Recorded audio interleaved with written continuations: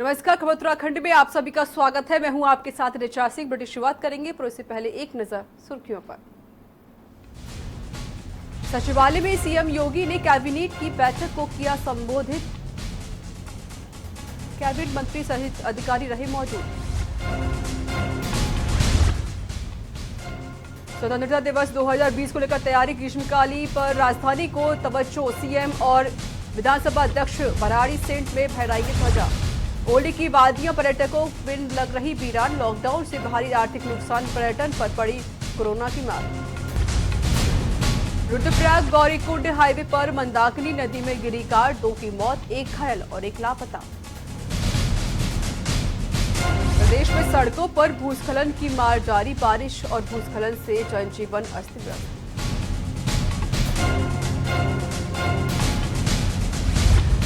उत्तराखंड में बुधवार को 439 नए कोरोना मरीज। राज्य में कुल संक्रमित मरीजों की संख्या 10,000 के पार। आप देख रहे हैं के न्यूज, खबरों का सारथी। खबर शुरुआत करते हैं। सचिवालय में त्रिवेंद्र सरकार की अहम बैठक समाप्त हो गई है। बैठक में सभी कैबिनेट मंत्री समेत और अधिकारी मौजूद रहे। कैबिनेट बैठक में 14 मुद्दों पर चर्चाएं की गई, जिसमें 13 प्रस्तावों पर कैबिनेट ने मोहर लगाई है। शासकीय प्रवक्ता मदन कौशिक ने कैबिनेट के फैसलों की जानकारी दी।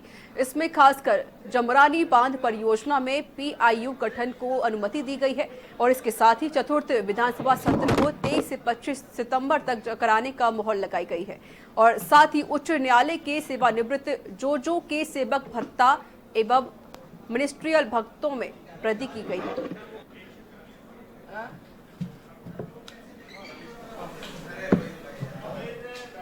14 बिंदु आए हैं।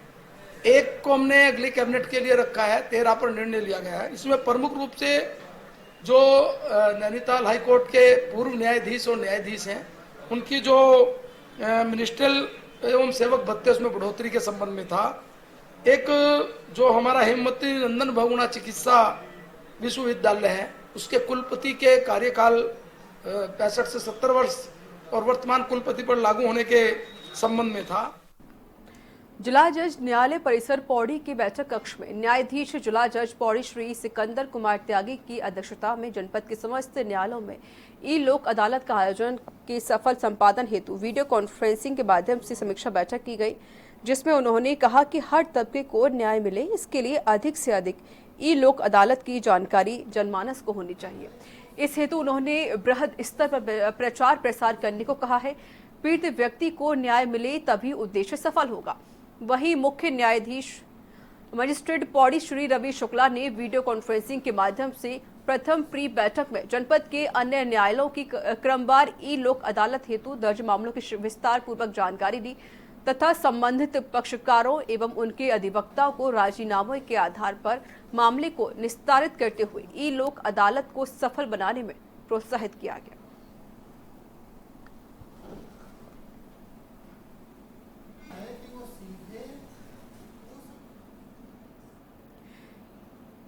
ईमानदार टैक्स पेयर्स को प्रोत्साहन और कर प्रणाली में पारदर्शिता बढ़ाने के लिए प्रधानमंत्री नरेंद्र मोदी ने एक नए खास प्लेटफॉर्म की शुरुआत की। इस अवसर पर मुख्यमंत्री त्रिवेंद्र सिंह रावत ने पीएम मोदी का आभार जताया है और साथ ही उन्होंने क्या कुछ कहा, आइए आपको दिखाते हैं ग्राफिक्स के जरिए। प्रधानमंत्री नरेंद्र मोदी ने किया लॉन्च पारदर्शी कराधान ईमानदार का सम्मान प्लेटफॉर्म लॉन्च। प्रधानमंत्री जी ने टैक्स सिस्टम में बड़ी पहल की। करदाता देश के विकास में अपना योगदान देने के लिए प्रेरित होंगे। पारदर्शी कराधान व्यवस्था में फेसलेस असेसमेंट, फेसलेस अपील और टैक्स पेयर चार्ट रिफॉर्म शामिल। नई व्यवस्था में उचित विनम्र और तर्कसंगत व्यवहार का भरोसा दिया गया। मुख्यमंत्री त्रिवेंद्र सिंह रावत ने जताया पीएम मोदी का आभार। पहाड़ भ्रमण के बाद अपने अंतिम पड़ाव में नैनीताल पहुंचे पूर्व सीएम हरीश रावत ने आज अतिथि गृह में पत्रकार वार्ता में सरकार पर निशाना साधते हुए कहा कि भाजपा सरकार ने गैरसैंण को ग्रीष्मकालीन राजधानी घोषित तो करने के 3 महीने बीत जाने के बाद भी अभी तक ग्रीष्मकालीन राजधानी के बोर्ड तक नहीं लगा पाई है। हरीश ने कहा कि हमने जिस विधानसभा हमने उत्तराखंड के लोगों की आकांक्षाओं की विधानसभा बनाए, उससे भाजपा ने कोरोना सेंटर बनाकर रख दिया है। वहीं हरीश रावत ने प्राधिकरण पर निशाना साधते हुए कहा कि प्राधिकरण उत्तराखंड के योजित विकास के नासूर बनकर कैंसर के रूप में उभरे हैं। उससे पहले प्राधिकरण के अस्तित्व के विषय में सोचने की जरूरत है, जो गरीब तबके के लोगों को लूटने का एक माध्यम बनता जा रहा है। उन्होंने सरकार पर जिला योजना को खत्म करने का आरोप लगाते हुए कहा कि जिला योजना के तहत दिए गए धनराशि कम कर त्रिस्तरीय पंचायत को मनरेगा की ओढ़नी ओढ़ाकर सरकार अपना पल्ला झाड़ रही है, जबकि आज पंचायतों को सशक्ति प्रदान करने की आवश्यकता है। हमारे कांग्रेस को समेटते हुए करना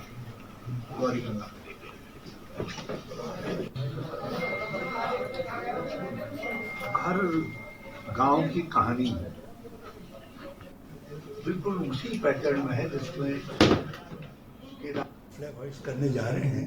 तो मैं इतना कहना चाह रहा हूँ कि बड़ी मेहरबान, बड़ी देर कर दी, आते आते 3.5 साल लगा दिए और ग्रीष्मकालीन राजधानी घोषित किए हुए 3 महीने हो गए और इतना शर्मा रहे हैं कि आपने ग्रीष्मकालीन राजधानी के बोर्ड तक वहां नहीं लगाए हैं, गैरसैंण में और भराड़ीसैंण में। और जिस विधानसभा को हमने यहाँ के लोगों की आकांक्षा की विधानसभा बनाया, उसको आपने कोरोना सेंटर बना दिया। आप केवल इसलिए शर्मा रहे हैं कि लोग ये कहेंगे कि 3.5 साल में आपने एक ईंट नहीं लगाई गैरसैंण की दिशा में। ये तो जो कुछ कर गया हरीश रावत कर गया, आप उसी पर राजनीति कर रहे हैं। हम तो कह रहे हैं राजनीति करिए हमारे करे पर, लेकिन बेहतर राजनीति करिए, निर्माण की राजनीति करिए। जो प्राधिकरण है ये उत्तराखंड के जो नियोजित विकास है उसके लिए एक नासूर हो गया है और ये कैंसर के रूप में डेवलप हो, भ्रष्टाचार के कैंसर के रूप में डेवलप हो, उससे पहले इन प्राधिकरण के अस्तित्व के विषय में एक बार फिर से सोचने की आवश्यकता है। राज्य सरकार जिला योजना को खत्म कर रही है। जिला योजना हमारे विकेंद्रीकृत विकास का आधार है, उसको सने सने खत्म किया जा रहा है, उसके पैसा कम किया जा रहा है।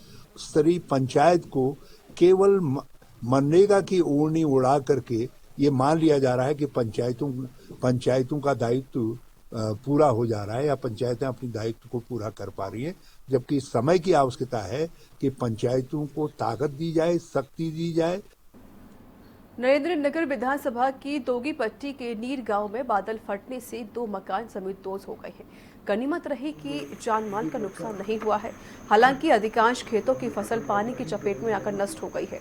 मौके का निरीक्षण करने पहुंचे कैबिनेट मंत्री सुबोध उनियाल ने यहां आपदा से प्रभावित हुए करीब 3 किलोमीटर क्षेत्र का पैदल चलकर निरीक्षण किया, जिसमें उन्होंने पाया कि अधिकांश खेतों की फसलें यहां बह चुकी हैं और साथ ही 2 मकान इसकी चपेट में आकर ध्वस्त हो चुके हैं।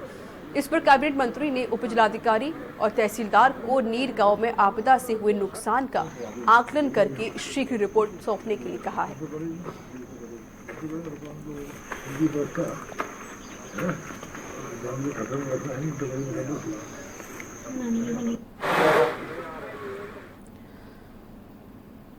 जिलाधिकारी विनीत कुमार ने जनपद बागेश्वर के सिमी नरगोल गांव के प्रवासी सुनील कुमार की रेहड़ी यानी ठेले तोड़े जाने के प्रकरण को गंभीरता से लेते हुए तत्काल कार्रवाई कर प्रवासी सुनील कुमार को न केवल रेहड़ी एवं विक्रय किए जाने वाली सामग्री आदि उपलब्ध कराई, बल्कि व्यक्तिगत रूप से प्रवासी सुनील कुमार से मिलकर उनकी विभिन्न समस्याएं आदि का निराकरण भी किया। जिलाधिकारी ने प्रकरण को गंभीरता से के दृष्टिगत उप जिलाधिकारी बागेश्वर को कड़े निर्देश दिए हैं कि जिन असामाजिक तत्वों द्वारा इस प्रकार का कृत्य किया गया है, उनके विरुद्ध कठोर से कठोर कार्रवाई अमल में लाई जाए, ताकि जनपद में इस प्रकार के कृत्य की पुनरावृत्ति न हो सके। उल्लेखनीय है कि जनपद में आए कुल प्रवासियों में से 5,290 प्रवासियों द्वारा जनपद के अंतर्गत रोजगार करने की इच्छा जताई गई है, जिसमें से 3,970 लोगों को विभिन्न विभागों के माध्यम से रोजगार भी उपलब्ध कराया जाए तथा शेष 1,320 लोगों को रोजगार उपलब्ध कराने की कार्रवाई युद्ध स्तर पर गतिमान है।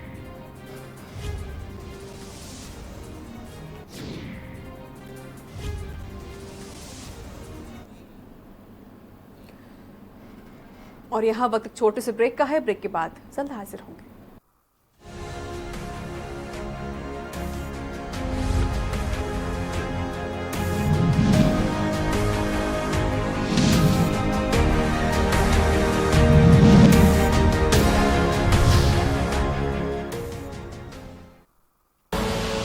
आप देख रहे हैं के न्यूज, खबरों का सारथी। प्रदेशवासियों के सुरक्षित भविष्य के लिए कृत संकल्प है उत्तराखंड सरकार। कोरोना काल में प्रवासियों का सहारा बनी त्रिवेंद्र सरकार ने उठाए हैं महत्वपूर्ण कदम। देश के दूसरे राज्यों में फंसे लोगों को बसों, हवाई जहाज एवं ट्रेनों से सुरक्षित पहुंचाया घर। प्रवासियों को रोजगार उपलब्ध कराने के लिए सरकार ने शुरू की है कई योजनाएं। मुख्यमंत्री स्वरोजगार योजना के अंतर्गत 150 तरह के कार्य हैं।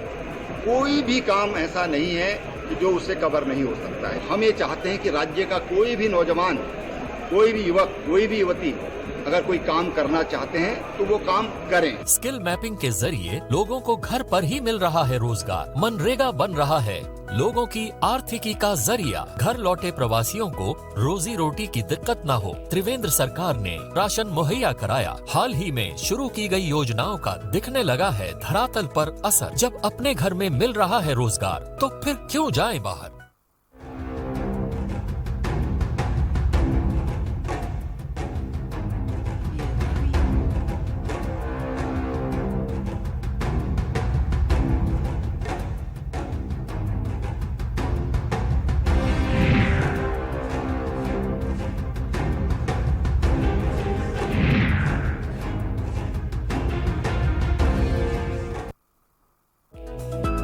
प्रदेशवासियों के सुरक्षित भविष्य के लिए कृत संकल्प है उत्तराखंड सरकार। कोरोना काल में प्रवासियों का सहारा बनी त्रिवेंद्र सरकार ने उठाए हैं महत्वपूर्ण कदम। देश के दूसरे राज्यों में फंसे लोगों को बसों, हवाई जहाज एवं ट्रेनों से सुरक्षित पहुंचाया घर। प्रवासियों को रोजगार उपलब्ध कराने के लिए सरकार ने शुरू की है कई योजनाएं। मुख्यमंत्री स्वरोजगार योजना के अंतर्गत 150 तरह के कार्य हैं।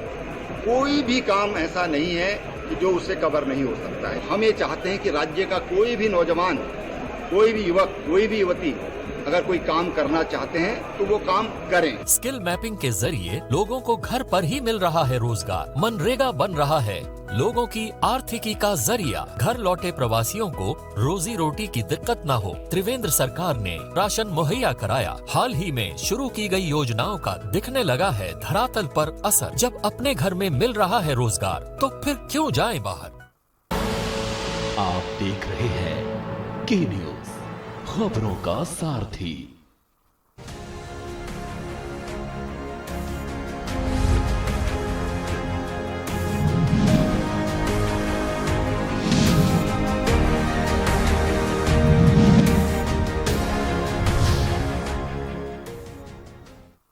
ब्रेक के बाद स्वागत है। खबरों में आगे बढ़ते हैं। 13 अगस्त को प्रातः 6 बजे जनपदों से ली गई सूचना के अनुसार जनपद पिथौरागढ़ के धारचूला एवं मुनस्यारी में वर्षा हो रही है तथा बागेश्वर में वर्षा हो रही है। शेष जनपदों में बादल लगे हुए हैं। चारधाम यात्रा मार्ग की स्थिति काफी खराब हो गई है। आइए आपको दिखाते हैं ग्राफिक्स के जरिए। चारधाम यात्रा मार्ग की स्थिति ऋषिकेश, बद्रीनाथ मार्ग, लामबगड़, पागल नाला, भनेरपानी, छिनका, काली मंदिर और तोता घाटी में मलबा आने के कारण अवरुद्ध। टनकपुर घाट राष्ट्रीय राजमार्ग धौन और स्वाला के मध्य मलबा आने के कारण अवरुद्ध। शेष चार धाम मार्ग यातायात हेतु खुले। पिथौरागढ़ में मुनस्यारी, मतकोट मार्ग, जौलजीबी, मतकोट मार्ग, तावाघाट, पांगला मार्ग, तावाघाट, सोबला मार्ग और थल मुनस्यारी मार्ग अवरुद्ध। चंपावत से टनकपुर चंपावत मार्ग अवरुद्ध। चमोली में बद्रीनाथ मार्ग, पागल नाला, काली मंदिर, क्षेत्रपाल, लामबगड़, छिनका, बाजपुर, भरेनपानी में अवरुद्ध। लिंक मार्ग गोपेश्वर, पोखरी, हापला, मंडल, धोबीधार अवरुद्ध। रुद्रप्रयाग में केदारनाथ राजमार्ग, गौरीकुंड में अवरुद्ध।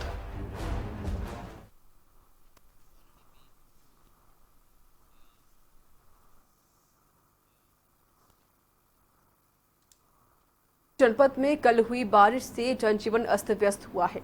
बता दें कि फाल्दिया गांव में 2 पैदल रास्ते टूट गए हैं और साथ ही लोगों का आना जाना दुर्भर हो गया है। इतना ही नहीं, गौशाले भी क्षतिग्रस्त होने से 3 पशुओं की दबने से मौत हो गई है और साथ ही एक भवन क्षतिग्रस्त हो गया।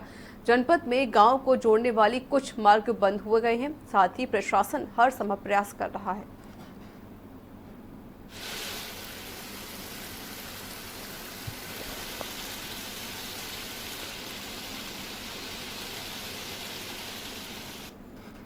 भारी बारिश ने लोगों की मुसीबतों को बढ़ा दिया है। उत्तराखंड के अलग अलग हिस्सों में भूस्खलन और तेज बारिश से लोगों की परेशानी बढ़ रही है। वहीं देहरादून में भी बारिश की वजह से लोग परेशान नजर आ रहे हैं।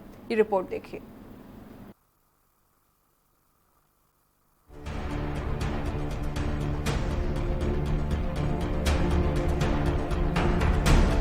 भारी बारिश ने लोगों की मुसीबतें बढ़ा दी हैं।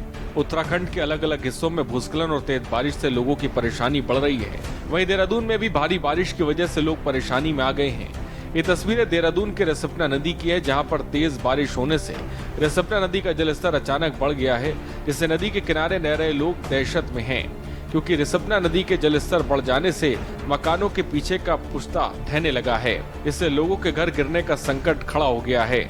आपको बता दें कि देवभूमि के ज्यादातर जिलों में भारी बारिश का कहर जारी है। कहीं नैनीताल हो या रुद्रप्रयाग, ज्यादातर जिलों में भारी बारिश से तबाही मचा रखी है। अब ऐसे में लोग दहशत के साए में हैं। देहरादून से के न्यूज के लिए राजेश वर्मा की रिपोर्ट।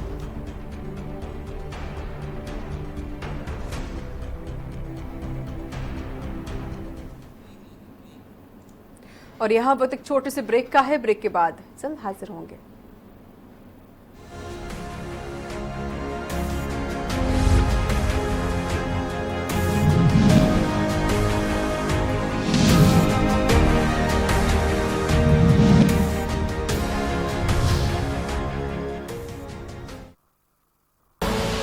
आप देख रहे हैं के न्यूज, खबरों का सारथी। प्रदेशवासियों के सुरक्षित भविष्य के लिए कृत संकल्प है उत्तराखंड सरकार। कोरोना काल में प्रवासियों का सहारा बनी त्रिवेंद्र सरकार ने उठाए हैं महत्वपूर्ण कदम। देश के दूसरे राज्यों में फंसे लोगों को बसों, हवाई जहाज एवं ट्रेनों से सुरक्षित पहुंचाया घर। प्रवासियों को रोजगार उपलब्ध कराने के लिए सरकार ने शुरू की है कई योजनाएं। मुख्यमंत्री स्वरोजगार योजना के अंतर्गत 150 तरह के कार्य हैं। कोई भी काम ऐसा नहीं है कि जो उससे कवर नहीं हो सकता है। हम ये चाहते हैं कि राज्य का कोई भी नौजवान, कोई भी युवक, कोई भी युवती अगर कोई काम करना चाहते हैं तो वो काम करें। स्किल मैपिंग के जरिए लोगों को घर पर ही मिल रहा है रोजगार। मनरेगा बन रहा है लोगों की आर्थिकी का जरिया। घर लौटे प्रवासियों को रोजी रोटी की दिक्कत न हो, त्रिवेंद्र सरकार ने राशन मुहैया कराया। हाल ही में शुरू की गई योजनाओं का दिखने लगा है धरातल पर असर। जब अपने घर में मिल रहा है रोजगार तो फिर क्यों जाएं बाहर। हम, आप सब अब नहीं तो कब, 9 बज जाए तब। बहुत हुई राजनीति की माया। हम बताएंगे कि आपके हिस्से में क्या आया। फिक्र आपकी, सोमवार से शुक्रवार रात 9 बजे। टीवी 9 भारतवर्ष, अब तो सब देख रहे हैं। प्रदेशवासियों के सुरक्षित भविष्य के लिए कृत संकल्प है उत्तराखंड सरकार। कोरोना काल में प्रवासियों का सहारा बनी त्रिवेंद्र सरकार ने उठाए हैं महत्वपूर्ण कदम। देश के दूसरे राज्यों में फंसे लोगों को बसों, हवाई जहाज एवं ट्रेनों से सुरक्षित पहुंचाया घर। प्रवासियों को रोजगार उपलब्ध कराने के लिए सरकार ने शुरू की है कई योजनाएं। मुख्यमंत्री स्वरोजगार योजना के अंतर्गत 150 तरह के कार्य हैं। कोई भी काम ऐसा नहीं है कि जो उससे कवर नहीं हो सकता है। हम ये चाहते हैं कि राज्य का कोई भी नौजवान, कोई भी युवक, कोई भी युवती अगर कोई काम करना चाहते हैं तो वो काम करें। स्किल मैपिंग के जरिए लोगों को घर पर ही मिल रहा है रोजगार। मनरेगा बन रहा है लोगों की आर्थिकी का जरिया। घर लौटे प्रवासियों को रोजी रोटी की दिक्कत न हो, त्रिवेंद्र सरकार ने राशन मुहैया कराया। हाल ही में शुरू की गई योजनाओं का दिखने लगा है धरातल पर असर। जब अपने घर में मिल रहा है रोजगार तो फिर क्यों जाएं बाहर। आप देख रहे हैं के न्यूज, खबरों का सारथी।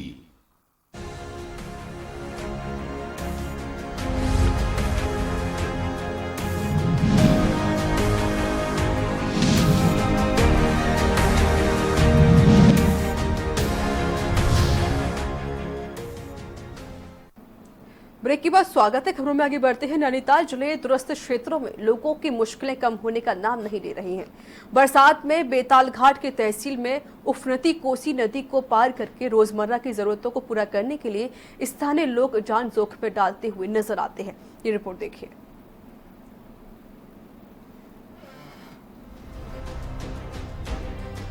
रास्ता खराब है और जाने का भी कोई रास्ता नहीं है, तो इसलिए हमको रिक्शे में ये कोसी पार करनी पड़ेगी।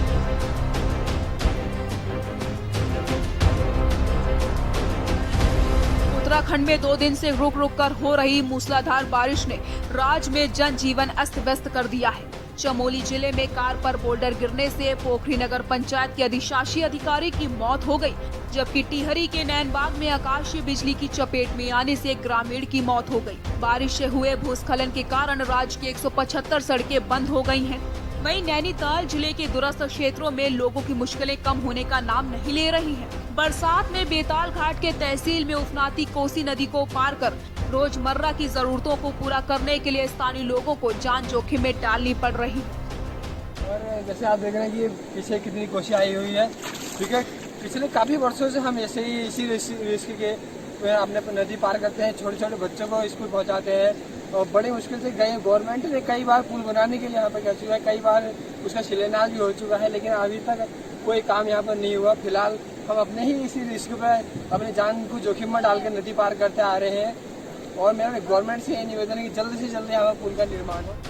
ये सफर इतना खौफनाक है कि पल भर में इन लोगों की जिंदगी मौत में बदल सकती है। देखिए तेज नदी की धाराओं में कैसे ग्रामीण एक दूसरे का हाथ पकड़कर नदी को पार कर रहे हैं। ग्रामीण जानते हैं कि ये मौत का सफर है, लेकिन सालों से पुल की मांग करते करते अब ये जिंदगी का हिस्सा बन गया है। अगर देखा जाए तो इसलिए कहा जा रहा है कि वो रास्ता खराब है और जाने का भी कोई रास्ता नहीं है, तो इसलिए हमको रिक्शे में ये कोसी पार करनी पड़ रही है और कोई रास्ता भी नहीं है और ना ही पुल है ना सड़क है, कोई दूसरा मार्ग भी नहीं है, तो इसलिए हमको इतना रिक्शा लेके कोसी पार करना पड़ रहा है। और सरकार से गुजारिश की है कि पुल या सड़क जो भी दोनों में से दे दे और हम तो कहें जल्दी से जल्द यहाँ आना चाहिए। आखिर कब तक ग्रामीणों को इन मुश्किलों का सामना करना पड़ेगा, ये देखने वाली बात होगी। नैनीताल से के न्यूज के लिए कांता पाल की रिपोर्ट। खबरों में आगे बढ़ते हैं। खबर डोईवाला से है, जहां राज्य मंत्री करण बोरा ने CSC केंद्र का शुभारंभ किया है। बता दें कि श्रमिक कार्ड की सुविधा मिलने से ग्रामीण इलाकों के लोगों को राहत मिली है और सरकार भी कोरोना जैसी महामारी के बीच दूर दराज के क्षेत्रों के लोगों के लिए वहीं पर हर सुविधा मुहैया कराने का प्रयास कर रही है। इस दौरान राज्य मंत्री ने कहा कि जहां श्रमिक कार्ड बनाने के लिए लोगों को 20 किलोमीटर जाना पड़ता था और आज त्रिवेंद्र सरकार ने वही काम CSC केंद्रों को देकर आमजन को बड़ी राहत देती है और तकरीबन गांव में CSC केंद्र भी खुल चुके हैं। इससे स्थानीय लोगों को तो फायदा होगा ही और युवाओं को भी स्वरोजगार के अवसर मिलेंगे।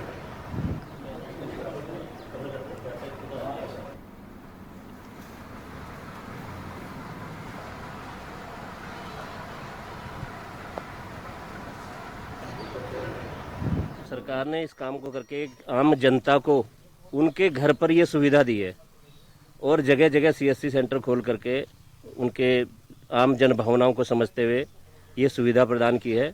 इसमें माननीय मुख्यमंत्री जी ने इन सब समस्याओं का संज्ञान लेते हुए और ये समस्या के समाधान के लिए CSC सेंटर का बुल्लावाला में उद्घाटन हुआ है और इससे लोगों को बहुत फायदा मिलेगा। पहले लोग बड़े परेशान थे क्योंकि देहरादून में एक ही जगह बनते थे, बहुत लंबी लंबी लाइनें लग रही थी, कई कई दिन तक नंबर नहीं आते थे। लेकिन अब ये CSC सेंटर जगह जगह खुलने से लोगों को बहुत अच्छी सुविधा मिलेगी।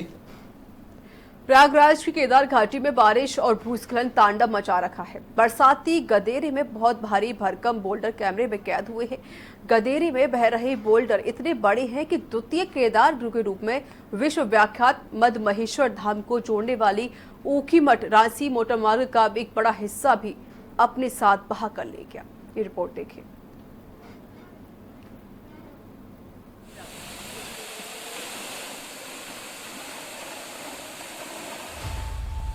रुद्रप्रयाग की केदार घाटी में बारिश और भूस्खलन तांडव मचा रहा है। बरसाती गदेरे में बहते भारी भरकम बोल्डर कैमरे में कैद हुए हैं। गदेरे में बह रहे बोल्डर इतने बड़े हैं कि द्वितीय केदार के रूप में विश्व विख्यात मदमेश्वर धाम को जोड़ने वाले ऊखीमठ रांची मोटर मार्ग का एक बड़ा हिस्सा भी अपने साथ बहा कर ले गए हैं। बता दें, रुद्रप्रयाग जिले के जखोली विकास खंड में फिर बारिश के साथ कहर टूटा है। भारी बारिश के बाद आए मलबे से कोहराम मच गया है। मलबे की वजह से कई मकानों को भारी नुकसान हुआ है। रुद्रप्रयाग की केदार घाटी में बीती दिनों से हो रही बारिश से जनजीवन प्रभावित हो रहा है। कहीं बादल फट रहे हैं तो कहीं बरसाती गदेरे में सब कुछ तबाह करने वाले बोल्डर बहकर आ रहे हैं। आप तस्वीरों में देख सकते हैं, द्वितीय केदार मधुमेश्वर धाम को जोड़ने वाले ऊखी मठ रांसी मोटर मार्ग पर एक बरसाती गदेरे से अचानक तबाही मचाने वाले बोल्डर बहकर आ गए। रुद्रप्रयाग से के न्यूज के लिए रोहित डिमरी की रिपोर्ट।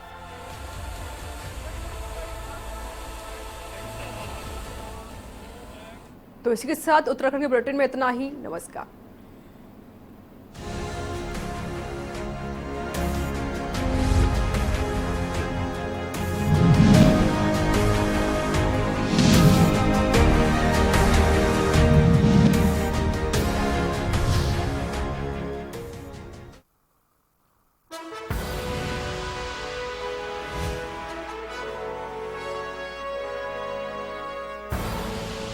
आप देख रहे हैं के न्यूज, खबरों का सारथी।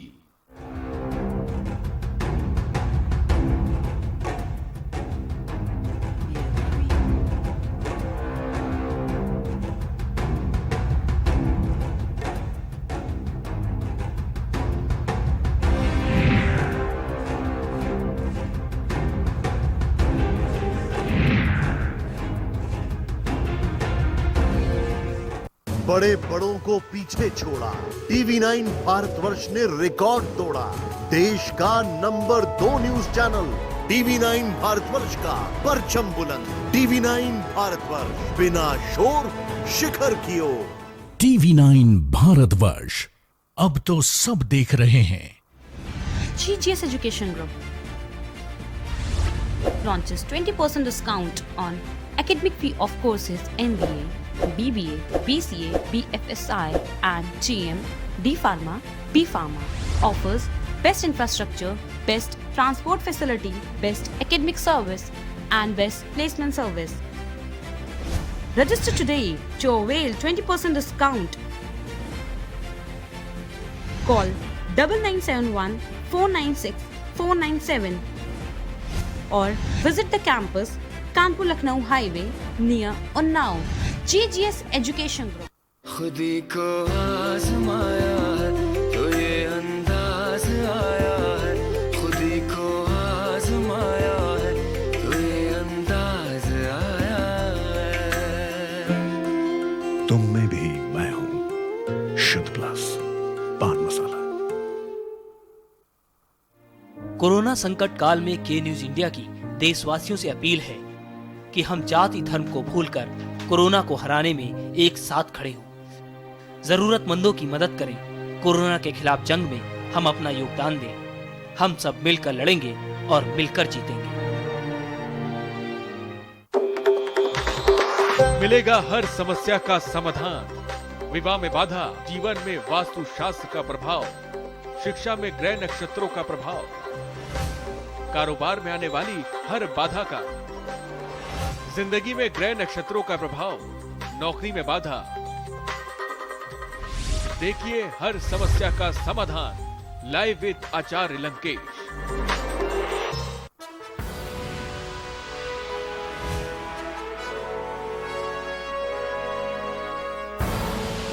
आप देख रहे हैं के न्यूज, खबरों का सारथी।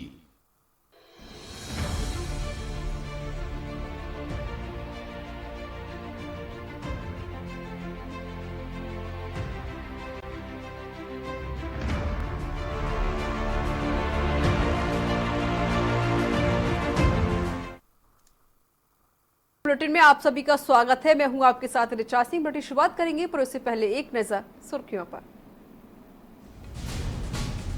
प्रधानमंत्री नरेंद्र मोदी ने करदाताओं को दी बड़ी सौगात, कहा पारदर्शी कराधान ईमानदार का सम्मान, टैक्स चार्टर आज से लागू। आज राम जन्मभूमि ट्रस्ट के अध्यक्ष महंत नृत्य Gopal Das corona positive. CM योगी ने मथुरा के डीएम से हर संभव मदद की बात की। राज्यसभा के लिए जय कुमार निषाद ने किया नामांकन। सीएम योगी भी नामांकन के दौरान रहे मौजूद। निर्विरोध चुनाव जाना तय। उद्योगपति यदुपति सिंहानिया ने सिंगापुर